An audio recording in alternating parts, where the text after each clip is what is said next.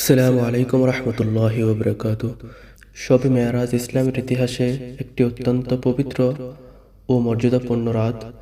এই রাতে মহানবী হজরত মুহাম্মদ সাল্লাল্লাহু আলাইহি ওয়াসাল্লাম আল্লাহর পক্ষ থেকে 5 ওয়াক্ত নামাজের হুকুম লাভ করেন।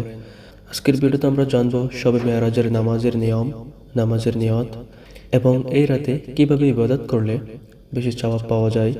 তাই ভিডিওটি শেষ পর্যন্ত দেখুন, ইনশাআল্লাহ উপকৃত হবেন। প্রিয়দিনী ভাই ও বোনেরা, প্রথমে একটি গুরুত্বপূর্ণ কথা জেনে নেওয়া প্রয়োজন। শবে মেরাজ উপলক্ষে কোনো নির্দিষ্ট ফরজ বা ওয়াজিব নামাজ নেই, তবে পবিত্র এই রাতে নফল নামাজ, নফল ইবাদত, দোয়া ও ইস্তেগফার করলে অনেক ফজিলত ও সওয়াব রয়েছে। শবে মেরাজে সাধারণত নফল নামাজ আদায় করা হয়। আপনি চাইলে 2 রাকাত করে যত ইচ্ছা নফল নামাজ পড়তে পারেন। কেউ কেউ 4 রাকাত, 6 রাকাত, 8 রাকাত বা 12 রাকাত নফল নামাজ আদায় করেন।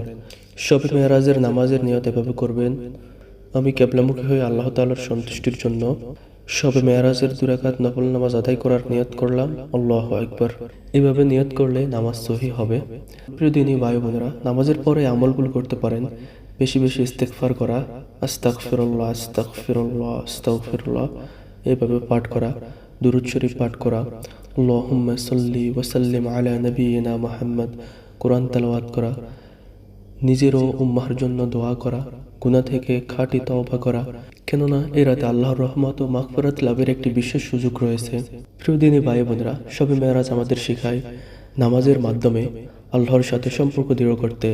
আসুন এই পবিত্র রাতকে গাফলতিতে নষ্ট না করে ইবাদত ও দোয়ার মাধ্যমে কাটায়।